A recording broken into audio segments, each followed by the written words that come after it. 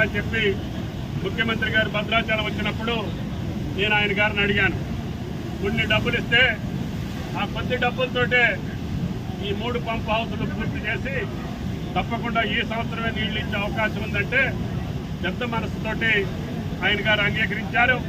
దాని ఫలితంగా ఎలక్ట్రిసిటీ బోర్డుకి కట్టాల్సినటువంటి నిధులతో పాటు మిగిలినటువంటి పెండింగ్ వర్క్స్ అన్నిటికీ కూడా నిధులు శాంక్షన్ చేశారు. ప్రియమైనటువంటి అడ్వైజర్ పెంటారెడ్డి గారు, సిఈ శ్రీనివాసరెడ్డి గారి టీం మొత్తం కూడా ఈ నెల రోజులుగా కష్టపడి ఈ కార్యక్రమాన్ని అంకురార్పణ చేశారు. ఇది ప్రారంభం మాత్రమే. ఇందుట్లో 6 మోటార్లు ఉన్నాయి. 9,000 క్యూసెక్కులు గోదావరి జలాలు ఎత్తి ఈ కాలువలో పోసే ఈ మొదటి లిఫ్ట్ ఇరిగేషన్ బీజీ కొత్తూరు. దీని తర్వాత పూసుగూడెం సెకండ్ లిఫ్ట్ ఇరిగేషన్, మూడోది కమలాపురం థర్డ్ లిఫ్ట్ ఇరిగేషన్. అధికారులను కోరేది ఏంటంటే ఈ యొక్క నెల రోజుల్లోనే ఈ 3 పంప్ హౌస్లో ట్రయల్ రన్ చేసి ఏనుకూరు లింక్ కెనాల్ వరకు ఏ రకమైనటువంటి అభ్యంతరం లేకుండా, ఆటంకాలు లేకుండా మెయిన్ కెనాల్ పూర్తి చేసి భగవంతుడి దయ వల్ల, శ్రీరామచంద్రుడి దయ వల్ల వైరా ప్రాజెక్టుకి ఈ సంవత్సరం నీళ్లు పంపించేటటువంటి అవకాశం కల్పించమని చెప్పి అధికారులను ఆదేశించాం. వాళ్ళు అదే పట్టుదలతోటి రేయంబాబుళ్ళు కృషి చేసి పనిచేస్తున్నారు.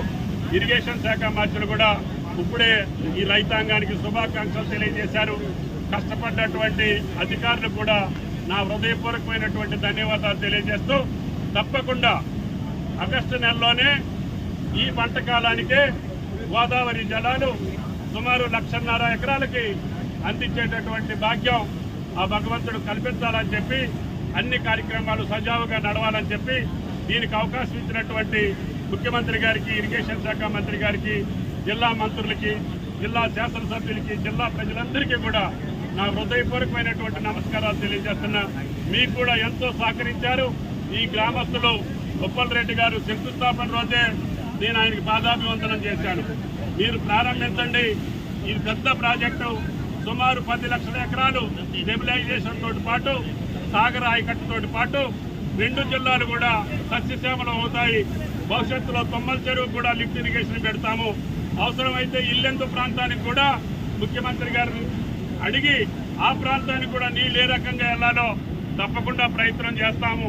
ముందు ఖర్చు పెట్టినటువంటి సొమ్ముకి, ఖర్చు పెట్టినటువంటి నిధులకి అర్థవంతంగా మనం ప్రతి సంవత్సరం ఒక 2 లక్షల ఎకరాలు నీళ్లు ఇచ్చేటట్టుగా ఈ ప్రాజెక్టు పూర్తి చేసుకుంటే రేపు రాబోయే 3-4 సంవత్సరాల్లో ఆ 2-3 టన్నెల్స్ పూర్తి చేసి మొత్తం ఆయకట్టుకి నీళ్లు ఇచ్చేటటువంటి ఆ యొక్క శక్తిని, సామర్థ్యాన్ని మాకు కలిగించాలని చెప్పి ఆ భగవంతుడు ప్రార్థిస్తూ మీ అందరికీ హృదయపూర్వక నమస్కారాలు. Thank you. తీరాలని చెప్పి ముఖ్యమంత్రి గారు భద్రాచలం వచ్చినప్పుడు నేను ఆయన గారిని అడిగాను.